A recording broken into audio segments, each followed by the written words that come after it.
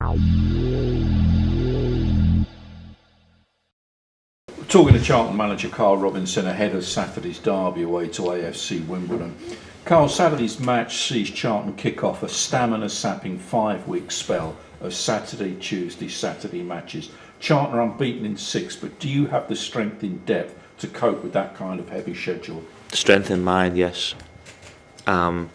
Speaking to my dad coming in this morning, and he said, I was saying, Dad, I've got loads of games. He told me to shut up. He said, come and do a day's work with him.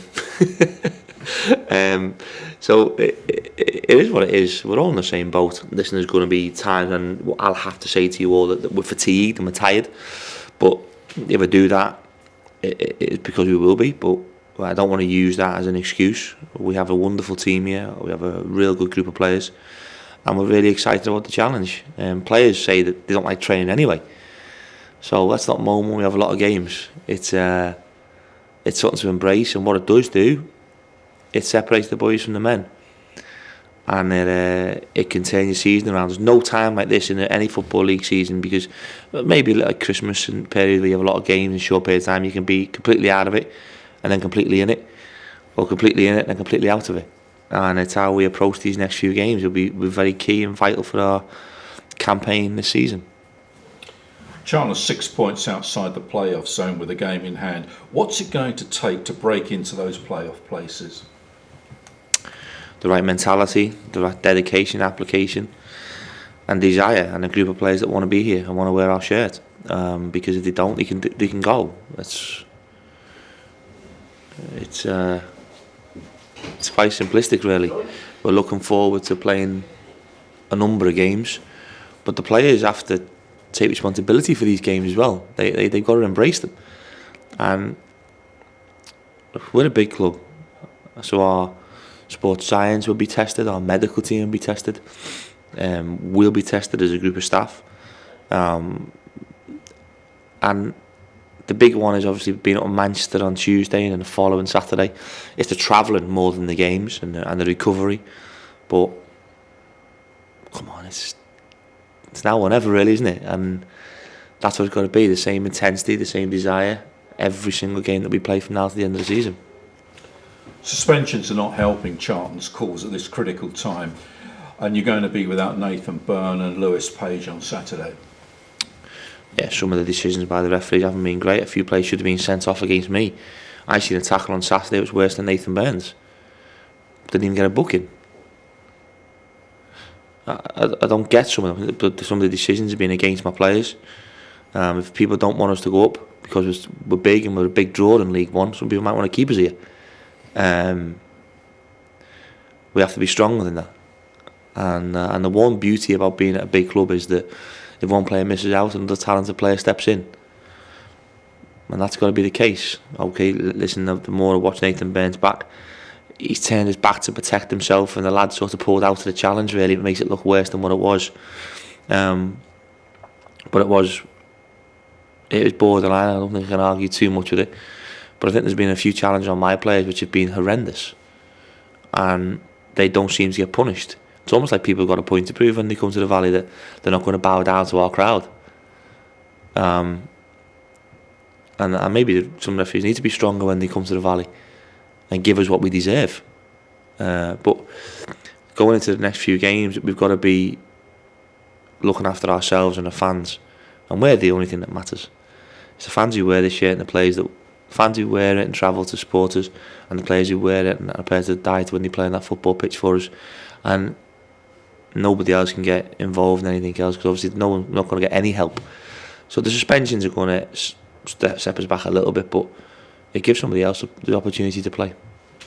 What you're saying is you're not getting a fair crack at the whip from referees? I don't think we are. I think everyone's seen, the fans have certainly seen over the last few weeks, that there's been a number of opportunities that we could have got free kicks, people booked. Certainly now we've got some of the most talented young players around.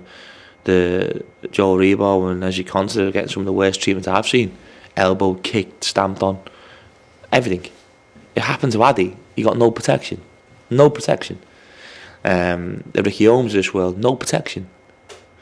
We all want to see football played in the right way, but sometimes there's only one way of dealing with them, and that's by stopping them in a legal way in some ways. and we have to make sure that gets protected for the players. Otherwise, we're going to get a load of injuries, which we have been getting injuries because of some of the challenges. But tackle on Jake with his knee was terrible on Saturday. There's a number of things that have gone on that I'm not too happy with, but and everyone's seen that. The fans see it. The last few referees that have walked up the valley, I think they certainly know how bad they've been.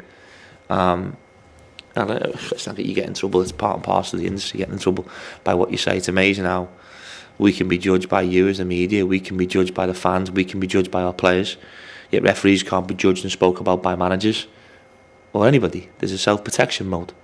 I still believe them referees should come out and answer questions to the media and why and who, because at the end of the day they want to be a massive entity within the game, a fragment of the game. They need to do the other side of it as well, because I should then with you not have to speak about them. They can talk about their own actions. And that'd be interesting, because I think what we'll all have as a fan, remember this as a fan, we'll have clarity in the decision. If they make a mistake and they go, I got that one wrong, brilliant. That's honesty, transparency, it's moving forward. And you'll learn from that. So it's like if I pick a bad team and I come and say to you, I got it wrong, I got the team wrong, it's my fault, don't blame the players. Well, I'll learn from that, and I think people respect the honesty and the transparency. So I hope my players get a little bit more protection from now on, and they're going to need it, because I'm telling you now, I'm not going to stop moaning, I'm not going to stop asking questions, because all I care about is my club, nobody else's club.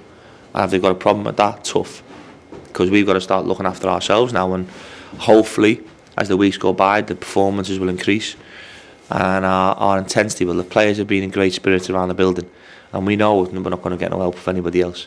The only help we're going to get, and the only help that we want, is the support that we get week in, week out. I know that we're to sell out at the weekend, and I know it's going to be being back to the Valley, which is great, it's different, and hopefully we can put a performance in for everybody. I think it's worth pointing out that journalists have long wanted to ask referees about certain decisions, but referees are not allowed to speak afterwards. Well, why should I have to speak to you then? Why should I have to speak to you? Because I'm contractually binded to speaking to the media. The club will get a fine, because it's a football league requirement, it's an FA requirement. Yet the referees don't have to do it, because they need to be protected. Come on, they're grown men. If they can't act the pressure, don't do it. If I can't come to you and take the criticism from you as the media, I shouldn't be in this job either. So for me, it's something that I think is a necessity. I'm not saying it should be a free-for-all. I'm saying it should be 4 questions that are policed properly and about key match incidents, not the emotion, just why, when and how. And we'll have more transparency. And we'll soon see who the good ones are. Maybe it's asking a question, maybe it's putting more of a challenge on them. But if I refuse to speak to you, who am I letting down? The fans, the people who allow our game to be the greatest game in the world, in our country. So I think the referees need to take more responsibility, and they should come out and speak to the media. I have to speak live to Facebook. Is it Facebook I'm on? Is that what it is? And I get myself in so much trouble. But they need to take responsibility for some of their decisions. And it'd be great. Wouldn't it be great if a fan could tweet in a real good question to our media team, and the media team ask the referee the question, and the fans get the answers immediately? Or that they need 30-40 minutes to think about why they've done it. Because that's what they need with us at the moment, because of a lot of decisions that we're certainly not getting. I could be getting fined for this again. My missus is going to kill me. What, does she pay the fine? She will be, yeah. Getting back to Charlton's injury problems, is Josh McGuinness available to you on Saturday? Yes. He's training for the first time today, and we'll see where he's at, and then hopefully he'll be available. I'm not too sure whether he can start or not yet. He's had no contact, was it 3.5 weeks? So we'll have to wait and see how he responds to full training today and tomorrow. And is anyone else available to you that wasn't available last weekend? No. I think Jordan Bataka hasn't got jet lag.